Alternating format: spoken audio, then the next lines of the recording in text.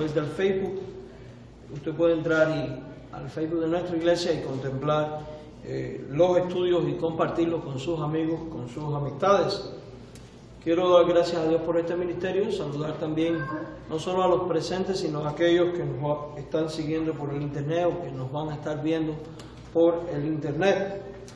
Y hoy vamos a iniciar una serie de doctrinas, de estudios doctrinales, con énfasis en el tema de la salvación.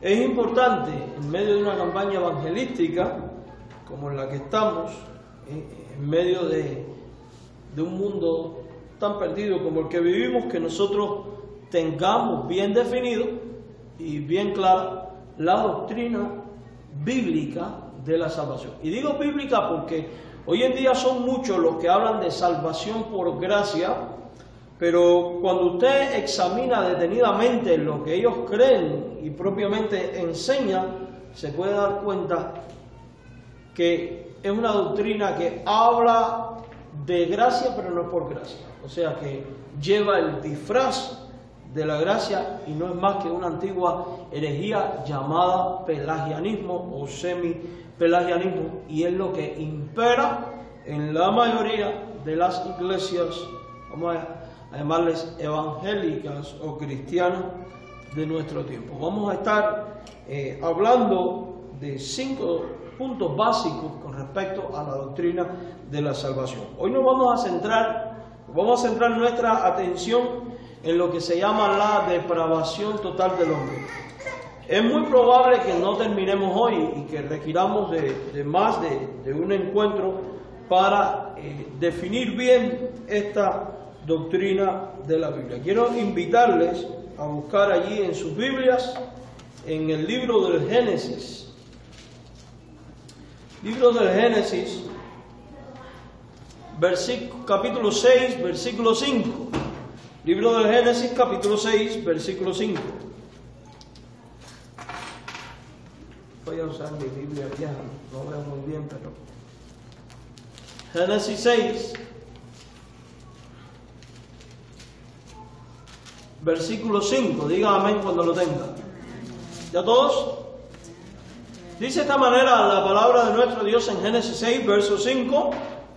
Y vio Jehová que la maldad de los hombres era mucha en la tierra, y que todo designio de los pensamientos del corazón de ellos era de continuo solamente al mal. Solamente al mal. Vamos a orar. Bendito Dios y Padre, gracias por la bendición de poder leer tu palabra. Nos disponemos a estudiarla, rogamos que tu Espíritu Santo nos dirija y prepare para este tiempo. En Jesús, amén. Es importante, antes de comenzar, decir que son muchas las ideas equivocadas que hay con respecto a la doctrina de la depravación total. Son muchos los que han pervertido este término. Son muchos los que tienen conceptos equivocados, y por eso es necesario, ante todo, antes de hablar de la depravación total, que nosotros definamos lo que no es depravación total. Y lo primero que tenemos que aclarar es que depravación total no es depravación absoluta.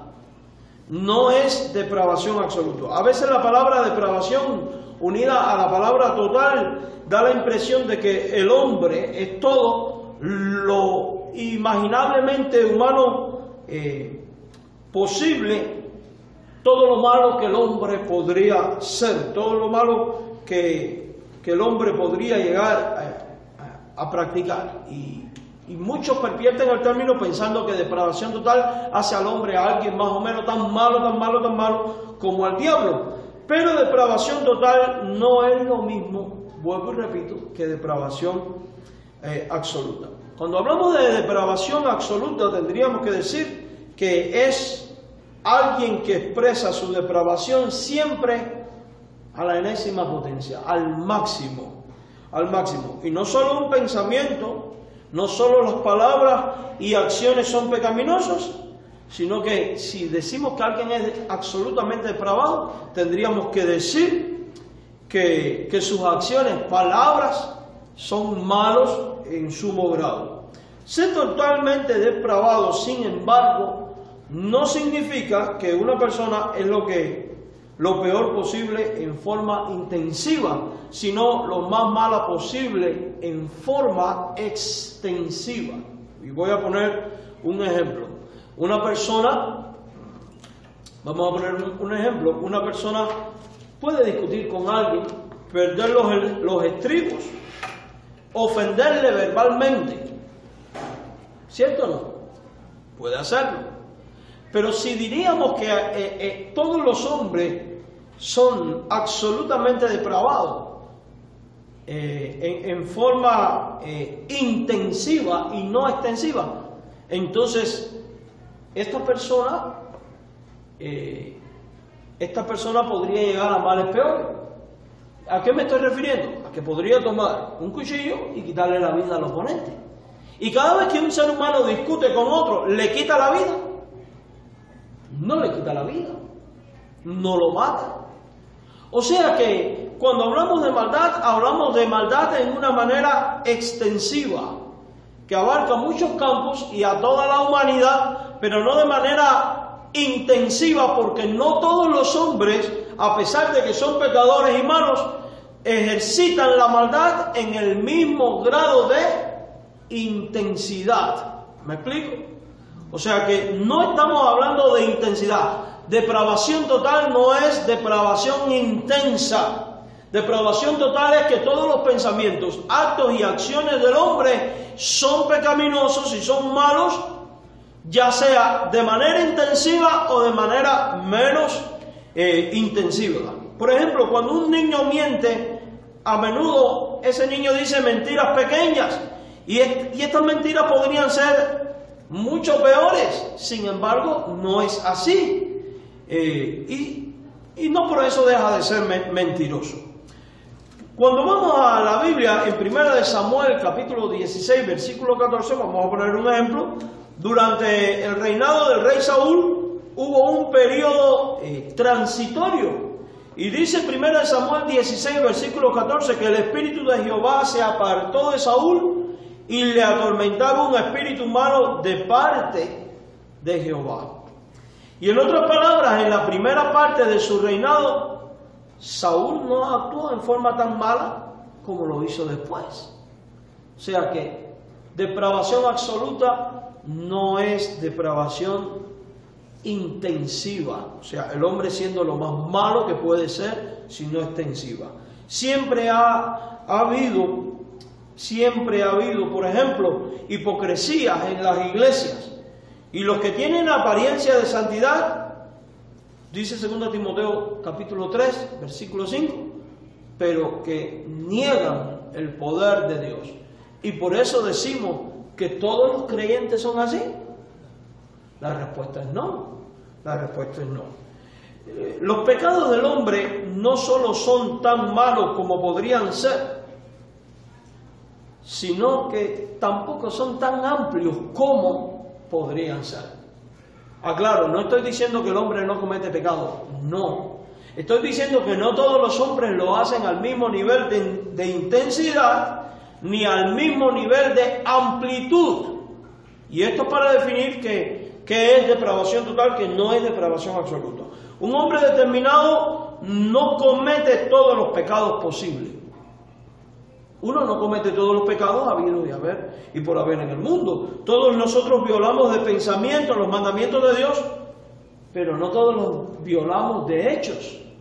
Y no todos los violamos en el mismo nivel de intensidad.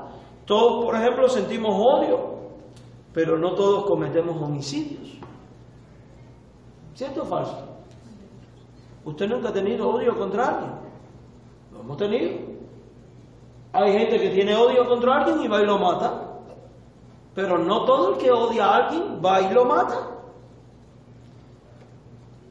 Casi todos tenemos deseos lujuriosos, pero no todos cometen adulterio.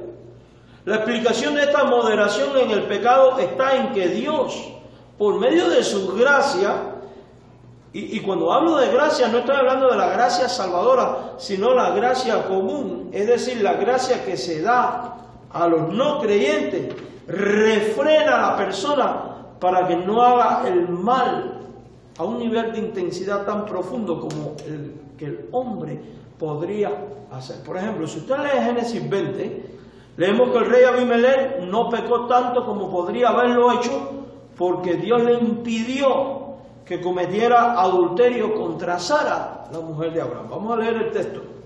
Vamos a buscar allí la Biblia en Génesis 20. Génesis 20. Fíjense, este es el pasaje donde verso 1 dice: de allí partió Abraham a la tierra del Negev y acampó entre Cades y Chur y habitó como forastero en Gerar. Y dijo Abraham de Sara su mujer: es mi hermana. Y Abimelech, rey de Gerar, envió y tomó aquí. ¿Quién es el que está pecando aquí? Es Abraham. Pero Abimelech inconscientemente iba a cometer una abominación. Y mira el verso 3.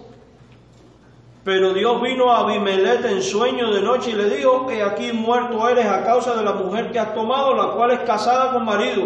Mas Abimelech no se había llegado a ella y dijo: Señor, ¿matarás también al inocente? ¿No me dijo él, mi hermana es? Y ella también dijo: es mi hermano. ¿Quién impidió esto? Dios impidió este nivel de maldad. Si usted va a 2 Tesalonicenses, capítulo 2, versículo 7, Pablo escribe a los tesalonicenses que ya está en acción el ministerio de la iniquidad, hablando del anticristo, pero que en el presente hay algo que lo detiene. Y ese algo es Dios mismo. O sea que, de alguna manera, Dios trabaja deteniendo el ministerio del pecado y de la iniquidad para que no sea en grado sumo de intensidad como realmente podría ser. Y aquí es donde estamos viendo entonces que depravación total no es depravación absoluta. No es depravación absoluta. Además de ello, depravación total no es una ausencia completa tampoco del bien relativo. O sea, no solo es cierto que el no regenerado no comete los peores pecados posibles. No todos los hombres cometen todos los peores pecados, ni todas las clases de pecados, sino que también es cierto que es capaz de hacer algún bien si se entiende adecuadamente la palabra bien. O sea, aun cuando el hombre es pecador, aun cuando el hombre es malo en naturaleza, realiza algún tipo de bien o practica un bien relativo. Y fíjese que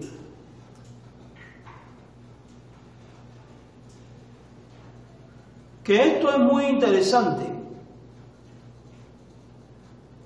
porque aún este bien o buenas obras que puede hacer el inconverso no cuentan delante de Dios como obras de justicia para su salvación.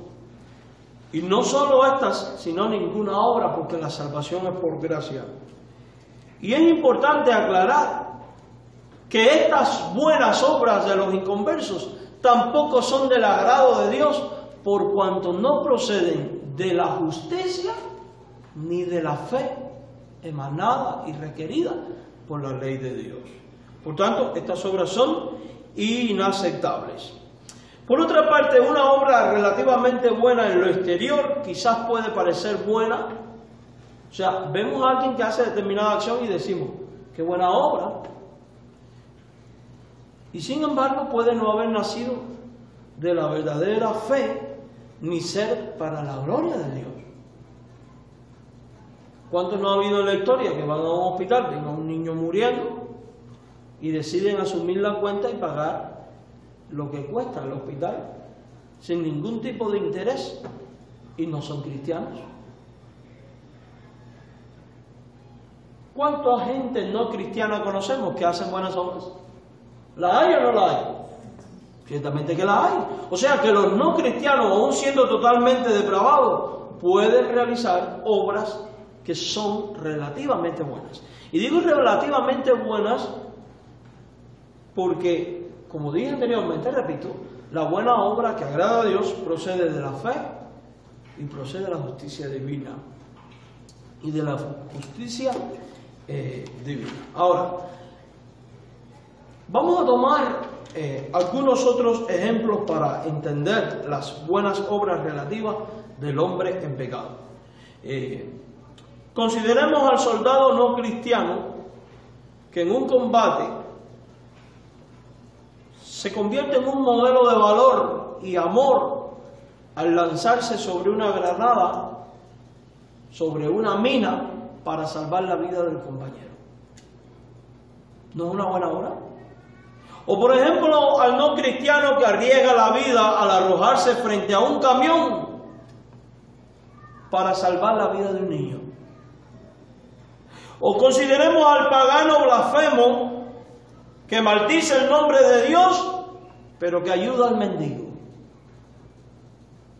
Pensemos por un instante a un judío que no cree en Cristo y que dona su amplia propiedad para que se utilice como un parque público. O a un hereje reconocido que dona millones de dólares para construir un hospital en África. ¿Son buenas obras reconocibles o no? ¿Practicadas por inconversos o no? Claro que sí. Pensemos por un instante en el anciano que vive al otro lado de una calle, pero no quiere saber nada de la iglesia. Odia a la iglesia, odia la fe cristiana. Sin embargo, es un hombre respetable, cuida muy bien de su casa, arregla su jardín, ama a su esposa, es un modelo de padre, da caramelos a los niños del vecindario, no jura y ayuda a los pobres. En todos estos ejemplos están ausentes dos ingredientes necesarios para las buenas obras: la fe en Jesucristo y el motivo de hacerlo todo para la gloria de Dios. Por eso son obras relativas. Por esa razón se las puede llamar de esta manera. Pero no son verdaderas buenas obras. La Biblia también da ejemplos de bien relativos. La Biblia también da ejemplos de obras relativas. Por ejemplo, en el Antiguo Testamento, Jehú, Joás y Amasías, en 2 Reyes 10:30, fueron reyes que hicieron lo bueno y agradable porque fueron de bendición a su pueblo. Hicieron lo bueno ante los ojos de Dios como gobernantes, pero no temieron a Dios. No temieron a Dios. En el Nuevo Testamento, Cristo afirma el hecho de que los réprobos, o sea, los no salvos, hacen el bien cuando mandan a los discípulos que amen no solo a sus amigos, sino también a sus enemigos. Dice Lucas 6:33. Si hacéis bien a los que os hacen bien, ¿qué mérito tenéis? Porque también los pecadores hacen lo mismo. O sea, Jesús está indicando en estas palabras que los pecadores también hacen ¿qué cosa? El bien. Que los pecadores también aman. Cristo dice que los no elegidos hacen el bien. Y aquí tampoco se puede interpretar esto en el sentido de que hacen lo que es verdaderamente bueno, porque es un bien relativo. Ellos hacen el bien solamente al que les hacen bien a ellos, porque al que les hacen mal también le devuelven ¿con qué? Con mal. Si vamos a Romanos capítulo 2, en el versículo número 14, Pablo dice: los gentiles que no tienen ley hacen por naturaleza lo que es de la ley. ¿Y no es esto un bien relativo también? En inconverso. Entonces vemos que la depravación total no significa que los hombres sean el epítome del diablo. Porque un hombre, aún en su estado de inconverso, puede hacer ¿qué cosa? Buenas obras. Entonces, ¿qué es depravación total? ¿Qué es la depravación total? ¿A qué nos referimos cuando hablamos de depravación total? Positivamente hablando, depravación total es pecar y siempre pecar. Recuerde, de manera extensiva, no intensiva. No estamos hablando a qué grado se peca, sino cuánto pecamos. Es solo pecar y siempre pecar. En otras palabras, depravación total va apuntando a la realidad de que todo hombre es por naturaleza, ¿qué cosa? Un pecador. Que todo hombre comete pecado delante de Dios y que todo hombre por sí mismo solamente peca y siempre peca. Y aunque afirmemos que el hombre natural, el que no ha sido regenerado por el Espíritu Santo, puede hacer el bien relativo, es necesario insistir en que incluso este bien relativo no está fundamentado en lo verdadero, ni en el verdadero bien a los ojos de Dios. Este bien relativo no es otra cosa en el sentido más profundo que pecado y maldad, porque responde a intereses personales o a intereses egoístas. Y todo dice la Biblia que todo lo que no proviene de fe es ¿qué cosa? Pecado. Y cuando mis buenas obras no provienen de fe, ¿son qué cosa? Son pecado. Son maldad delante de Dios. Entonces la depravación total significa que el hombre natural nunca puede hacer ningún bien que sea fundamentalmente agradable a Dios, y de hecho hace siempre el mal. Repito esto: la depravación total significa que el hombre natural, o sea, el no cristiano, nunca puede hacer ningún bien que sea fundamentalmente agradable a Dios, y de hecho hace siempre el mal. Y este es el testimonio de la Escritura. ¿Usted quiere comprobarlo? Vamos nuevamente a Génesis 6:5. Génesis 6:5. Recuerde que para interpretar correctamente un pasaje de la Escritura es necesario examinar cada palabra. Mira lo que dice: vio Jehová que la maldad de los hombres era mucha en la tierra. ¿En qué se está fijando Dios en este pasaje? Dios tiene su vista puesta en los hombres, y lo que está contemplando de la acción de los hombres sin Dios, sin ley, es que estaban en maldad. Y no solamente que estaban en maldad, sino que dice Génesis 6:5 que la maldad de estos hombres era mucha, era abundante. La pregunta que hago es la siguiente: ¿son los hombres de nuestros tiempos distintos a los hombres de esta generación? No, somos exactamente igual. De hecho, somos descendientes del mismo Adán. Pero la Biblia va mucho más allá. Dice, era mucha. Y después declara que todo designio, ¿qué significa la palabra designio? Significa voluntad, deseo, pensamiento, decisión. O sea que todo designio, todo pensamiento, toda voluntad, todo deseo, toda acción, todo aquello que el hombre planificaba sobre la tierra, ¿era qué cosa? De continuo, o sea, una y otra vez, continuado, de continuo, solamente, ¿a dónde? Al mal. Al mal. O sea que el hombre no solo es pecador, sino que su pecado es abundante, es mucho, y sus pensamientos y acciones, a causa del pecado que está en ellos, es únicamente, solamente, de continuo para hacer lo malo. Si alguien quiere discutir eso, que se faje con la Biblia, no conmigo.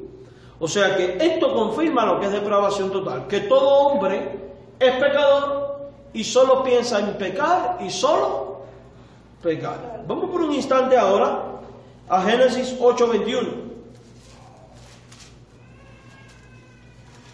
Y aquí hay algo muy interesante, porque alguno podría decir, bueno, el hombre se vuelve malo cuando empieza a pasar por las malas experiencias de la vida, etc. No.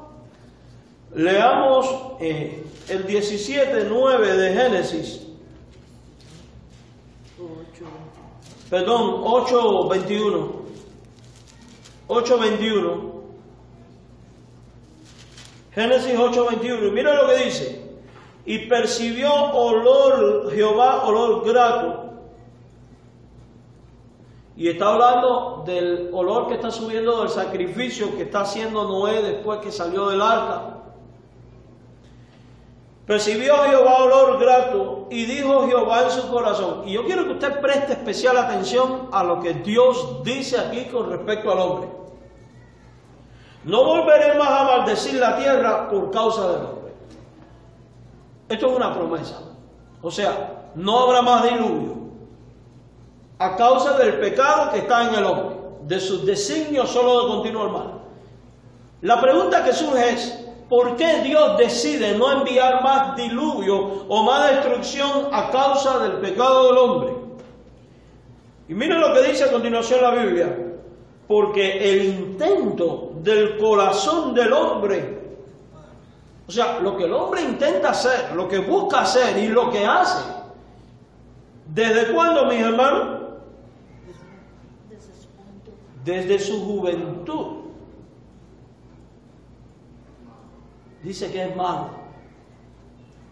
Desde su juventud. La palabra original aquí para hablar de juventud significa desde que es, como decir en nuestro idioma de hoy, adolescente. O sea que el hombre por naturaleza, desde su entrada a edad, desde su juventud, sus intenciones, sus intentos de su corazón, es malo. Por tanto, no volveré a destruir, dice, todo ser viviente como es hecho. ¿Por qué no lo va a hacer? Porque eso no iba a arreglar la situación. Porque todo intento natural del corazón del hombre es solamente al mal. Eso es depravación total. Todo hombre. Aquí no queda nada excluido. Nadie excluido. Nadie. O sea que el corazón del hombre está marcado por la maldad. Las intenciones del hombre es pecar y siempre pecar. No es de extrañarnos lo que dice Jeremías 17:9, pasaje que todos nosotros conocemos muy bien. Vamos a leerlo. Jeremías 17:9. Engañoso es el corazón. Y fíjese que aquí está definiendo cómo es el corazón del hombre. Y esto es interesante porque a veces decimos, guíate por tu corazón que te va a llevar por el buen camino. El corazón nunca lleva a ningún buen camino. El que lleva por el buen camino es Dios. Y no lleva el buen camino porque el corazón del hombre es malo, es perverso, está marcado por el pecado y solo busca practicar el pecado. La Biblia es clara, engañoso es el corazón más que todas las cosas. Y dice, y perverso. ¿Cómo está describiendo el corazón del hombre? Engañoso y perverso. ¿Quién lo conocerá? ¿El hombre puede entender la maldad del corazón del hombre? No, Dios sí. Lea el verso que viene a continuación. O sea que el testimonio de la mayoría de los cristianos concuerda con el de Jeremías, que todo hombre es pecador y sus pasos son solo de continuo al mal. Incluso después de que una persona se ha hecho cristiana y por consiguiente conoce mejor las cosas, resulta aterrador comprobar cuán hipócrita, engañador y malo es el corazón. Ahora, la cosa va más allá. La cosa va más allá. Porque esta depravación comienza en el instante mismo de nuestra concepción, aún desde nuestro nacimiento. Salmo 51:5. No es de extrañarlo que después Juan en la epístola diga, el que diga que no comete pecado es un mentiroso. 51:5. Salmo 51:5. He aquí en maldad he sido formado. y en pecado me concibió mi madre. Pero hay más. Romanos capítulo 5 enseña que en Adán todos los hombres somos pecadores. Vamos a leer Romanos capítulo 5. Veamos el versículo 12.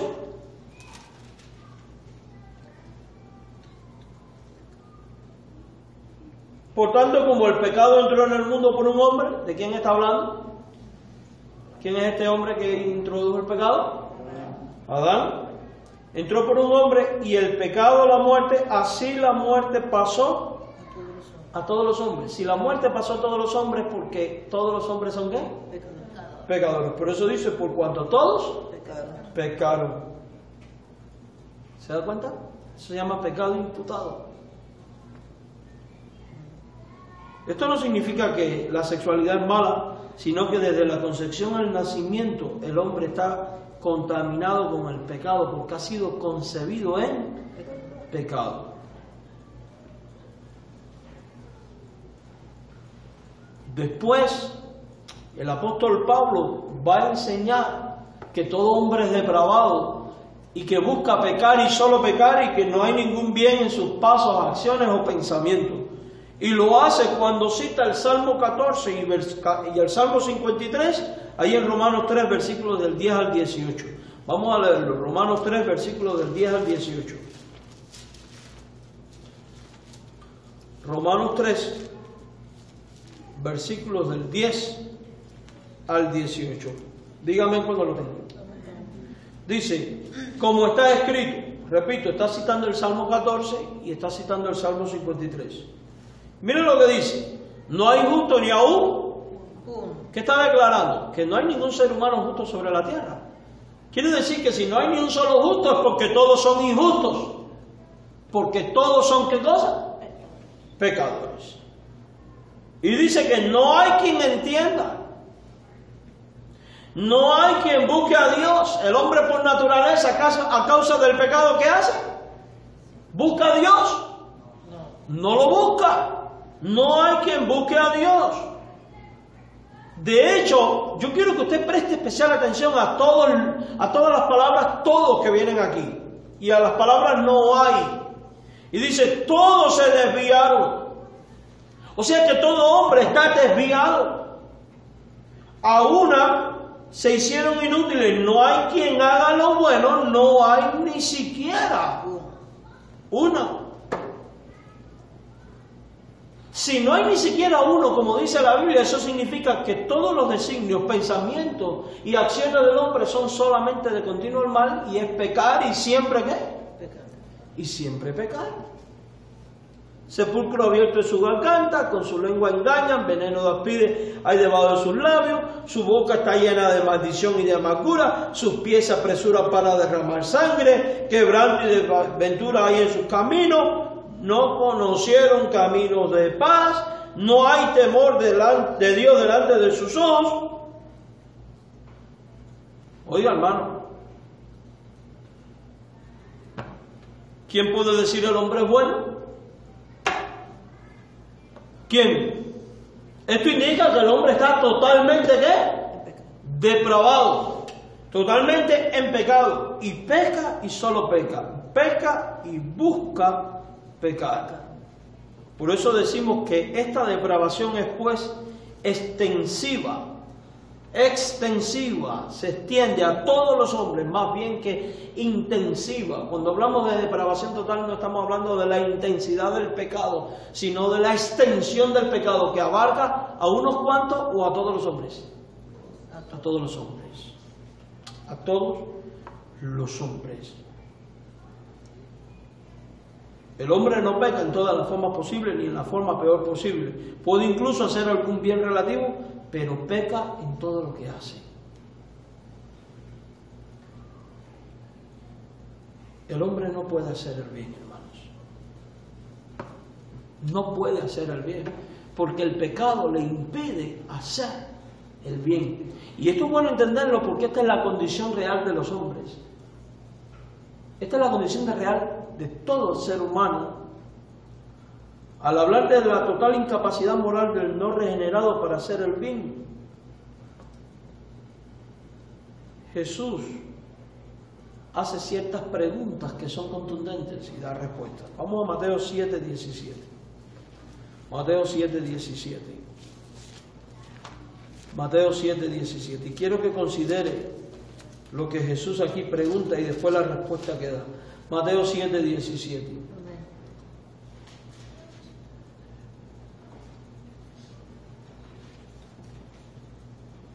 ¿Ya? 7:17. Mire lo que dice aquí la Biblia. Así todo buen árbol da ¿qué? Buenos frutos. Buenos frutos. Pero el árbol malo da frutos ¿qué? Malo. El árbol malo da frutos malos. Esto es interesante. No puede el buen árbol dar malos frutos, ni el árbol malo dar frutos buenos. En otras palabras, el no regenerado no puede hacer lo que es verdaderamente bueno delante de Dios. Porque el árbol malo no da buenos frutos. Los buenos frutos los da el árbol bueno. ¿Me explico? Por eso que decimos que el hombre no puede hacer el bien, a menos que sea salvado y haga aquellas obras que Dios preparó de antemano, como dice la Biblia, para que anduviésemos en ellas. Pablo en cierta ocasión dijo, escribiendo en una forma semejante, lo siguiente, en 1 Corintios 12:3, vamos a leerlo, 1 Corintios 12:3. Considere lo que Pablo dijo, hablando esto de que el árbol malo no puede dar frutos buenos, o sea que el inconverso no puede dar frutos buenos. Por eso, las personas inconversas que digan, yo no he sido malo, aquí está la respuesta, 1 Corintios capítulo 12, versículo número 3. Dice con toda claridad la Biblia, por tanto os hago saber que nadie que hable por el Espíritu de Dios llama anatema a Jesús. Y esta es la parte importante que nos interesa. Dice la Biblia, nadie puede llamar a Jesús Señor sino por el Espíritu Santo. En otra, o sea que un ser humano a causa de su maldad no puede clamar a Jesucristo a menos que sea por el Espíritu de Dios. En otra ocasión Jesús dio el secreto de la vida cristiana, que es la unión con Cristo, y usó la metáfora de la vid y los pámpanos, un pasaje que nosotros conocemos mucho. Y al hablar de la incapacidad para hacer buenas obras, Jesús dijo, como el pámpano no puede llevar frutos por sí mismo, si no permanece en mí. Y después dice, separado de mí, nada podéis hacer. O sea, ¿puede alguien separado de Cristo dar frutos? No. Sin Él no se puede hacer nada. No hay ninguna obra fuera de sin Él que podamos hacer. O sea que esto es incapacidad total. El hombre está incapacitado para hacer buenas obras. El hombre de hecho está incapacitado para creer por sí mismo sin la asistencia de Dios y del Espíritu Santo en Cristo.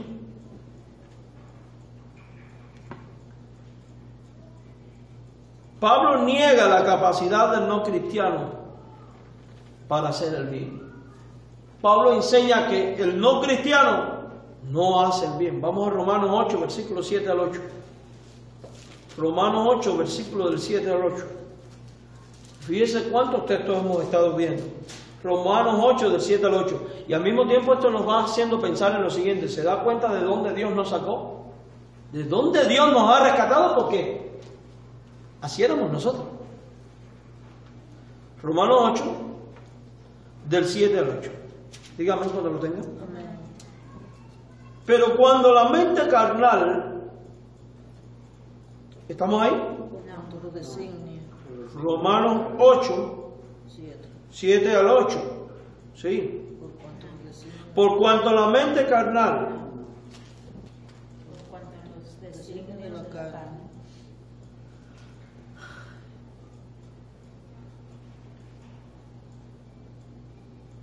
hermanos, mi Biblia, Romanos 8, del 7 al 8.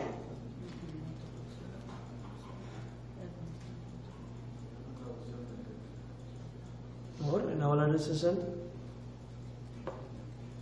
¿Qué pasó aquí? Ok.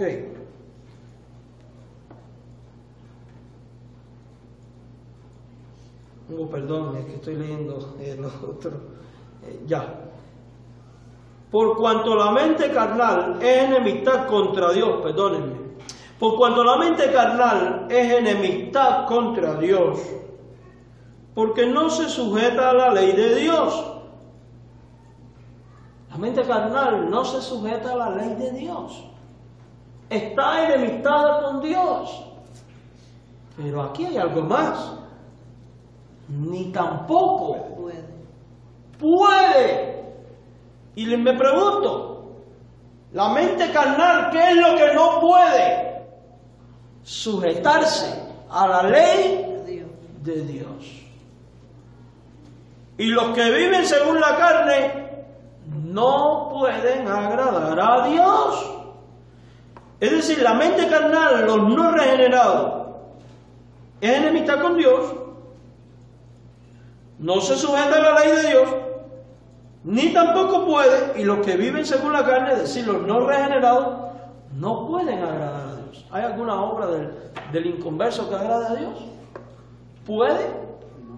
Dice la Biblia, tampoco puede.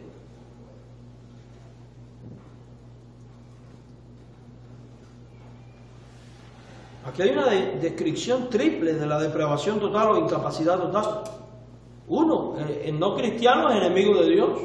El no cristiano no obedece la ley de Dios. Y al no cristiano le resulta imposible hacer el bien y agradar a Dios. A menos que Dios decida cambiar eso, el hombre no va a ser salvo. Y esto nos va preparando para lo que viene. El hombre no puede entender el bien. Dice Romanos, no hay quien entienda. Romanos 3, del 8 en adelante. El hombre no puede hacer el bien por sí mismo. Ni siquiera puede entender el bien. Y está ciego espiritualmente.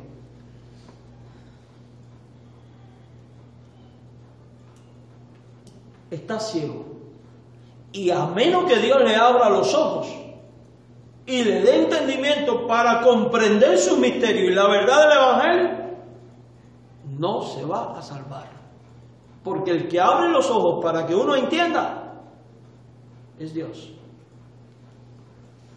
Y esto es interesante porque muchos hoy en día están diciendo, oh, tú predicas el Evangelio. Se predica el Evangelio y el hombre es quien decide al final. Es cierto. El hombre decide, el hombre tiene que tomar una decisión, pero la pregunta es, ¿cómo llega a esa decisión? Llega a esa decisión por convencimiento del Espíritu Santo y por iluminación divina. Porque a menos que Dios le abra los ojos para que entienda el Evangelio, el hombre no va a entender nada. ¿Usted quiere comprobarlo? Tenemos el caso de Lidia, Hechos 16:14. Vamos a leerlo. Hechos 16:14. Esto es un ejemplo de ello.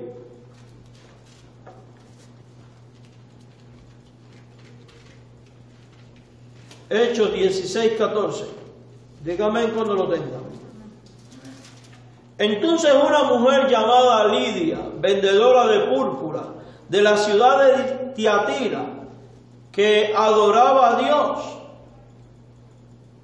estaba oyendo. Y el Señor abrió el corazón de ella para que estuviese atenta a lo que Pablo decía. Y cuando fue bautizada, ¿Cuál es la condición para bautizarse? Creer, ¿no? Eso significa que ella creyó. Pero fíjense, estaba oyendo, estaba escuchando el Evangelio, y ahí habían otros fariseos, había otras personas. Ella estaba oyendo como estaban oyendo otros. Pero ¿a quién le abrió Dios el corazón? A ella. ¿Quién abrió el corazón? Solo después que el Señor abrió su corazón pudo comprender lo que Pablo decía. A menos que Dios abra el entendimiento, el corazón de un inconverso, esa persona no va a entender. Por eso Pablo dice, oren por mí para que se me abran puertas para el Evangelio. Por eso es que le predicamos a la gente y a veces la gente no responde. Y usted dice, pero si está claro en la Biblia, le hablo, le explico, y ya no hay ni cómo decírselo, y está tan sencillo y no entienden. Porque es que a menos que Dios abra el corazón, la persona no va a creer. Hasta ese momento, el corazón de Lidia estaba entenebrecido. Y esa es la descripción que usa Pablo. Vamos a Efesios 4, 18. O sea que Pablo usa la frase corazón entenebrecido para referirse a aquellos que están en tinieblas, aquellos que todavía Dios no le ha abierto el entendimiento para comprender el Evangelio. Se da cuenta, dice la Biblia, la fe viene por el oír y el oír, ¿por qué? Por la palabra. Y Efesios 2 dice, 8, que la fe es un don de Dios. Pero la pregunta es, ¿cómo le llega la fe al hombre que le lleva a la acción de creer? Por la predicación, pero una predicación aplicada por el Espíritu de Dios, quien abre el corazón del que escucha para que entienda y sea convencido. Y en tanto que eso no ocurre, la Biblia describe al corazón del que no oye, del que no entiende, como en tinieblas. 4:18 de Efesios, dice ahí la Escritura, teniendo el entendimiento, ¿cómo? Entenebrecido. Y está hablando de los otros gentiles que andan en la vanidad de su mente, según el verso 17. Tienen el entendimiento entenebrecido. ¿Cuál es el resultado del entendimiento entenebrecido? Dice, ajenos de la vida de Dios. Una persona con el entendimiento entenebrecido vive ajena de la vida de Dios. Vive ajeno del cristianismo, no le importa, no le interesa. Por la ignorancia que en ellos hay. ¿Por qué hay ignorancia en ellos? Porque no se les ha iluminado. Y como no se les ha iluminado y no han entendido, lo que causa la ignorancia es la dureza que hay en el corazón. ¿Se da cuenta hacia dónde nos va apuntando esto? A una salvación por pura gracia. El hombre solo peca y peca. No puede hacer el bien. Está incapacitado para hacer el bien. No puede entender a Dios y vive ajeno de Dios a menos que Dios le ilumine para que comprenda ¿qué cosa? El Evangelio. Cuando Dios empieza a iluminar y usted empieza a comprender, hermanos, ¿quién inició el proceso de salvación? ¿Dios o tú? Dios. Ahora la pregunta es, ¿merecías tú como pecador y yo que Dios hiciera esto? Eso es el resultado de su favor inmerecido. Gracias. Eso es verdadera salvación por gracia. Hay otra ilustración que usa Pablo, la ilustración de un velo que cubre y no deja ver. Vamos a 2 Corintios 3, 12 al 18. O sea, si el hombre no es iluminado, no entiende. Si al hombre Dios no le quita el velo, no entiende. 2 Corintios 3, 12 al 18. 2 Corintios 3, 12 al 18. Amo mi Biblia vieja, porque nada más le hago así, pum, y cae. Ella sabe. ¿Ya están todos ahí? 2 Corintios 3, versos 12 al 18. Mira lo que pasa aquí. 2 Corintios 3, 12 al 18. Así que, teniendo tal esperanza, usamos de mucha franqueza, no como Moisés, que ponía un velo sobre su rostro para que los hijos de Israel no fijaran la vista en el fin de aquello que había de ser abolido. Pero el entendimiento de ellos se queda, hermanos, se embotó. ¿Por qué estaba embotado el entendimiento de ellos? Dice la Biblia, porque hasta el día de hoy, cuando leen el Antiguo Pacto, o sea, el Antiguo Testamento, les queda el mismo velo no descubierto, el cual por Cristo es quitado. ¿Quién es el que quita el velo para que se pueda entender el Evangelio? Es Cristo. La Biblia no dice el hombre se quita el velo. La Biblia dice que Cristo quita el velo. Y aún hasta el día de hoy, verso 15, cuando se lee Moisés, el velo está puesto sobre el corazón de ellos. ¿Dónde está el velo, hermano? ¿Qué está indicando esto? Que el corazón del hombre está encubierto por el pecado de tal manera que no puede ver el Evangelio de la gracia y no puede tener entendimiento de ello. No puede entender a menos que Cristo le quite ese velo y le dé entendimiento. Verso 16. Pero cuando se conviertan al Señor, el velo se quitará, porque el Señor es el Espíritu, y donde está el Espíritu del Señor, allí hay libertad. Y dice entonces a continuación, por tanto nosotros todos, mirando acá la descubierta como en un espejo la gloria del Señor, somos transformados de gloria en gloria en la misma imagen como el Espíritu del Señor. Y yo quiero que preste atención al verso 17. El Señor es el Espíritu. Y donde está el Espíritu del Señor, allí hay ¿qué? Libertad. Si el Hijo libertad, seréis verdaderamente. ¿Quién es el que liberta? El Señor. Ahora, hay algo más aquí. Dice la Biblia que el Espíritu es el que convence de juicio, justicia y pecado. Espera, no acaba de decir aquí que es Cristo, pero dice aquí que el Espíritu es el Señor. El Señor. Es la misma persona. Cuando Dios actuó en sus corazones espirituales, esta gente pudo responder a la predicación. Cuando Dios iluminó a Lidia, pudo responder a la predicación. Cuando los entenebrecidos de corazón fueron iluminados, pudieron responder y entender la predicación. Mire, Juan 1:11 dice de Jesús, a los suyos vino y los suyos no le recibieron. O sea que los judíos la rechazaron. Y diríamos, es que Jesús no supo cómo explicarles. No, la verdad estaba allí. Jesús era el Hijo de Dios encarnado. La luz brilló en la oscuridad, pero la oscuridad no pudo comprenderla.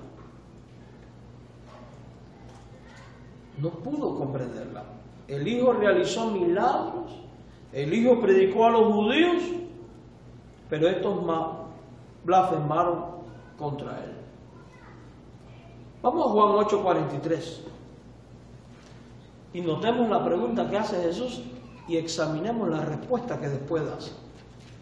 Juan 8:43. Juan 8:43. Juan capítulo 8, verso 43. Dígame cuando lo tenga. Dice de esta manera. Medita la pregunta. ¿Por qué no entendéis mi lenguaje? ¿Qué se espera a continuación? La respuesta de los que se le pregunta, ¿no? ¿Por qué no entienden? Hemos visto en otros pasajes que a menos que el Señor mismo los ilumine, le quita el velo o les revele la verdad, ellos ¿qué cosa? Y vamos a ver ahora la respuesta de Jesús. Él pregunta, ¿por qué no entienden? Si les he explicado, les he enseñado bien, ¿por qué no entienden? porque no podéis escuchar. ¿Qué cosa? Mi palabra. Mi palabra. Él les está explicando, les está hablando y ellos no escuchan. ¿Eran sordos? No eran sordos. Estaban incapacitados para entender. ¿Por qué? Mira el verso a continuación. Vosotros sois de vuestro padre el diablo. Los deseos de vuestro padre queréis hacer. A él ha sido homicida desde el principio. Y no ha permanecido en la verdad porque no hay verdad en él. Cuando habla mentira, de suyo habla, porque es mentiroso y padre de mentira. Y a mí, porque digo la verdad, no me creéis. Verso 47. Según el verso 44, ellos no entendían y no oían porque eran del diablo. Verso 47. El que es de Dios, las palabras de Dios, ¿qué? Oye. Por eso no lo oís vosotros, porque no sois de Dios. Una persona que no es de Dios, que no es salva, no oye, no entiende. Y entiendes aquí, oír, no como la acción sonora, sino entender. No entiende. Y no solo que no entiende, la realidad es que no puede entender porque está incapacitado para entender. En otra ocasión, mire lo que Jesús dijo, Mateo 13:14. Mateo 13:14.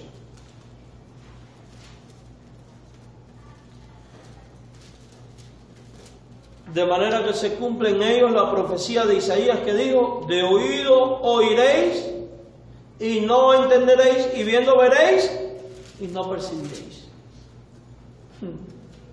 Lo que está ocurriendo no es algo ajeno a Dios.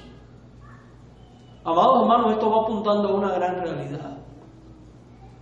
Esto nos va llevando a desarrollar en nosotros una vida de acción de gracias y alabanza continua a Dios. Porque ahora que yo estoy del lado de acá, en un estado de gracia, de salvación, y que he sido iluminado por la palabra, miro cómo me veía yo antes de ser salvo y descubro que estaba totalmente muerto, incapacitado, que no entendía, y que si ahora entiendo es porque Dios me abrió el entendimiento y me convenció. No he de alabar a Dios por ello. Y más cuando entiendo que no merecía que Dios hiciera eso, porque la paga del pecado es muerte y el alma que pecare esa morirá. Lo que merecía era ir al infierno y sin embargo Dios intervino para darme salvación. Porque la condición del hombre es por naturaleza depravada.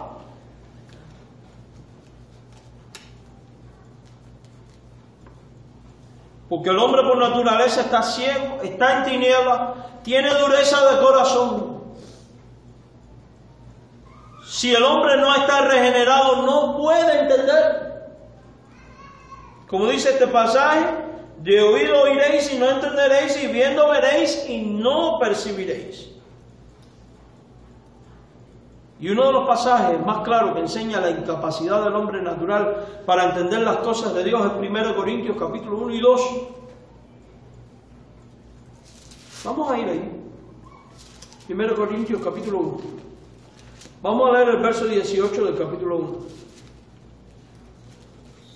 1. 1 Corintios 1, 18. Ya estamos terminando. Nos quedan como 15 textos. 1 Corintios 1, 18. La palabra de la cruz es locura. ¿A quiénes? A los que se pierden. A los que se pierden. Pero los que se salvan, esto es a nosotros, es poder de Dios. Es locura. ¿Qué es algo loco? Algo irracional.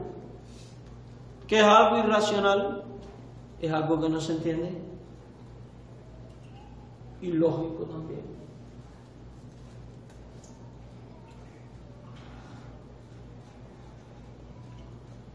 Pablo dice que la palabra de la cruz, el mensaje central del cristianismo, es locura para los que se pierden.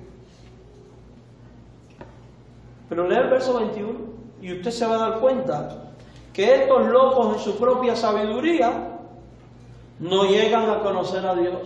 Porque el hombre por su propia sabiduría no puede conocer a Dios. Verso 21. Pues ya que en la sabiduría de Dios el mundo no conoció a Dios, el mundo no conoció a Dios mediante la sabiduría. Agradó a Dios salvar a los creyentes por la locura de la predicación. ¿Puede el hombre ser salvo por sabiduría humana? Fue el hombre salvo porque entendió. Fue salvo por la predicación. Se cumple, ¿cómo irán si no hay quien les predique? ¿Y por qué por la predicación? Porque cuando el Evangelio es predicado, el Espíritu Santo ilumina, abre el entendimiento, quita el velo, convence al pecador. ¿De quién es esa obra? ¿Nuestra o de Dios? De Dios. Esto va apuntando a algo. El hombre está muerto. Y como muerto no hay quien busque, no hay quien entienda, no hay quien haga lo bueno, como dice el texto que leímos hace un rato.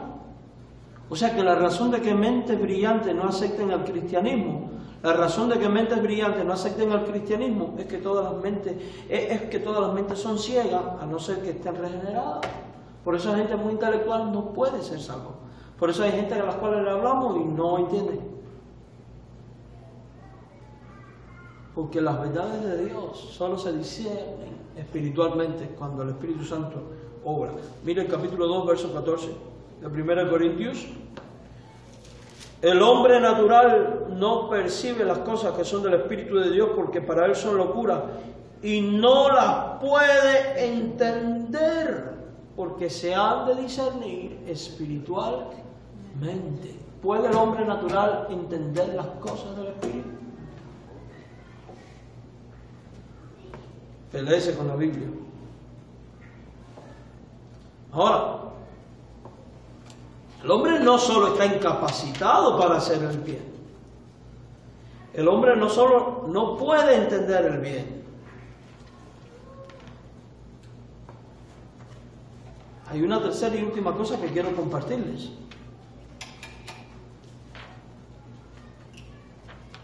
Y es que el hombre ni siquiera puede desear hacer el bien. Así que queda fuera del lugar la idea arminiana, que es la antigua herejía llamada pelagianismo, de que el hombre no está totalmente muerto, sino parcialmente muerto, porque aún hay vestigios de bondad en él, y puede buscar y desear ser salvo y ser salvado.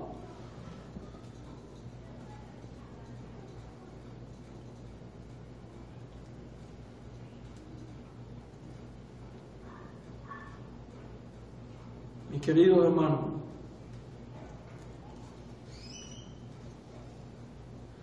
vamos a Mateo 7:18. Dejemos que la Biblia hable por sí misma. Nos quedan 10 minutos.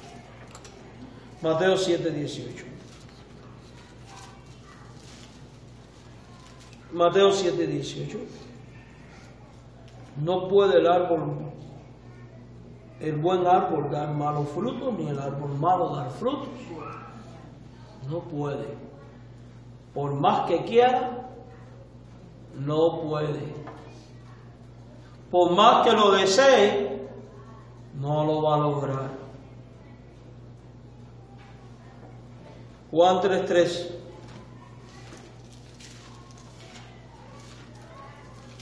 Juan 3:3.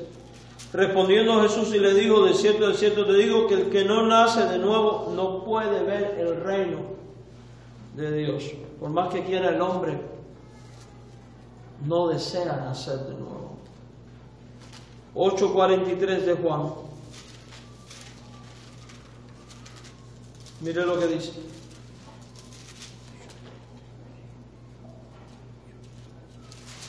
¿Por qué no entendéis mi lenguaje? Porque no podéis escuchar mi palabra. O sea, retomamos los versículos que leímos. Vamos a uno muy contundente. Juan 6:44.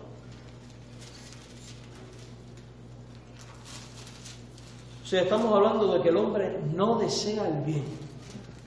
Y no puede desear el bien por el pecado que hay en él. Juan 6:44. ¿Qué dice, mis hermanos? Ninguno. ¿Hay excepciones? No la hay. Todos son pecadores, dice la Biblia. Ninguno puede venir a mí. La pregunta es, ¿quién está hablando? Jesucristo, ¿verdad? O sea, ninguno puede ir a Jesucristo si el Padre, ¿quién es el Padre? Dios, que me envió, no le trajere y yo le resucite en el día postrero. A menos que Dios el Padre decida agarrar a este impío y traerlo a Jesucristo para que le salve y después resucitarle, el hombre no puede venir a Cristo. No viene. Se cumple lo que dice el Salmo 14 y el Salmo 53 cuando dice, no hay quien busque a Dios. Claro que sí. Y quizás usted diga, pero yo estoy aquí, yo le busqué. Según ese pasaje, usted lo buscó porque Él te buscó primero, porque Él te atrajo hacia sí, te tomó y te trajo a los pies de Jesús. ¿Se va dando cuenta usted que la obra de salvación es plenamente de Dios y no del hombre? Ninguno puede venir a mí si el Padre que me envió no le trajere. Poco después le repitió el mismo pensamiento con palabras diferentes en Juan 6:65. Vamos a leerlo. Y dijo, por eso os he dicho que ninguno puede venir a mí si no le fuere dado del Padre. ¿Por qué un pecador viene a Cristo? Porque le es dado un don. ¿De quién? Por gracia sois salvos por medio de la fe. Esto no es de vosotros ¿qué dice? Don de Dios. ¿Por qué estás tú en Cristo? Porque te fue dado. Te fue dada la fe para creer. Te fue dado el entendimiento para entender. Te fue dado el convencimiento para que te arrepientas y creyeras en el sacrificio de Cristo. ¿Desea el hombre el bien? Ninguno puede, a menos que en la salvedad. Aquí está la depravación total. El hombre no puede escoger a Jesús. Ni siquiera puede dar el primer paso para acudir a Jesús, a no ser que el Padre lo traiga, a no ser que el Padre se lo dé. Y esta depravación es universal, porque dice, ninguno puede venir. Es universal. Solo algunos.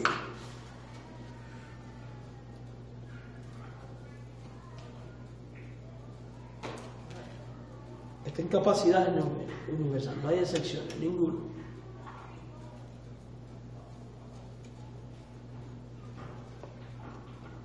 Fíjense,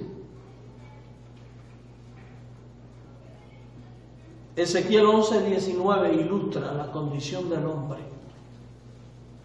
natural, la condición del hombre en su pecado. Ezequiel 11:19 ilustra esta acción de don de Dios. Desde el Antiguo Testamento, Ezequiel 11:19. Ezequiel 11:19. Y un texto que conocemos muy bien. 11:19.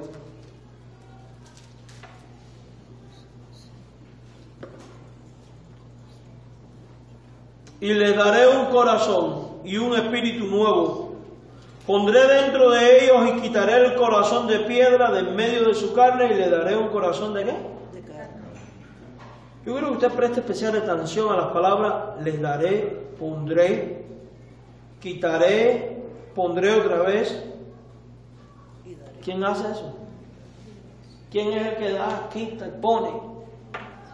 ¿Qué es lo que se le quita al hombre? Corazón de piedra. ¿Un corazón de qué? Oye, esto es interesante. ¿Una piedra tiene vida? es un ser sin vida, es una creación sin vida. El hombre en su pecado tiene un corazón de ¿qué?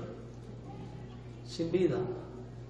Por eso dice la Biblia que estamos muertos en delitos y pecado. Y que la paga del pecado ¿qué es? Muerte. Si yo le pongo una piedra aquí y le predico el Evangelio, ¿puede entender? ¿Puede arrepentirse? ¿Puede creer? Oh, es que la piedra es mala, sirve para romperle la cabeza a la persona. Bueno, pero no es tan mala porque también sirve para construir.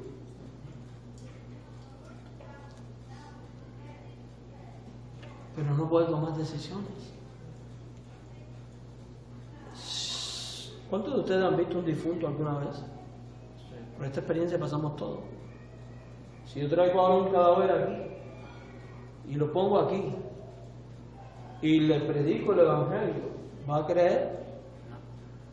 ¿Va a aceptar? ¿Se va a arrepentir? No puede, porque está muerto. Ustedes dirían, está loco, pastor, le está hablando de una piedra, no le está hablando. La Biblia ilustra nuestra condición humana sin Cristo como muertos, incapacitados. Un muerto no toma decisiones, no puede. ¿Cuánta gente no hay que dice, a mí no me cremen cuando me muera, que me entierren, es mi última voluntad? Y cuando llegue el momento la familia no tiene dinero y tiene que cremarlo. Por mucho que el muerto deje dicho, la decisión final de qué pasa con él la toma ¿quién? Los vivos. Esa es nuestra condición. Pero fíjense que la condición cambia por la acción de Dios. Quitaré el corazón de piedra, pondré corazón vivo. Jesús da nueva vida. ¿Quién hace esta acción? La hace Él, no nosotros. La hace Él. 2 Corintios 5:17 dice que está en Cristo, es nueva criatura. ¿Quién hace la nueva criatura? Si usted va a Efesios 2:1 que dice, Él os dio vida a vosotros cuando estabais muertos en delito y pecado. ¿Quién dio la vida, hermano? No dice la Biblia, ustedes encontraron la vida o ustedes escogieron la vida. No, dice, Él les dio.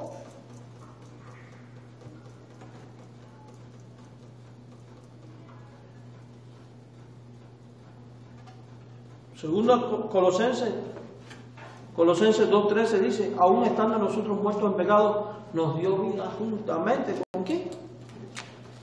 Nos dio. Por tanto, mis queridos hermanos, esto nos hace ver lo siguiente, que cuando hablamos de depravación total significa que todo hombre es por naturaleza, ¿qué? Pecador. Que no busca a Dios, no puede buscar a Dios y no quiere a Dios. Y a menos que Dios le traiga, le ilumine, le convenza, esa persona nunca será ¿qué? Salva. Si usted hoy está aquí en un estado de salvación, es porque Dios le iluminó, le convenció, le trajo a Cristo, le salvó, le ha dado vida eterna. ¿Qué compromiso tiene ahora usted con ese Dios? De alabanza, de agradecimiento, de servicio, de adoración, de obediencia, de temor, de dejarle a Él ser el Señor de su vida. Cuando usted entiende que su final era el infierno, porque la paga del pecado era la muerte, y que sin embargo Dios decidió intervenir dándole vida eterna, usted habrá entendido el Evangelio y va a vivir un poco mejor, muchísimo mejor, muchísimo mejor. En el próximo estudio que vamos a tener, vamos a hablar sobre la elección de Dios.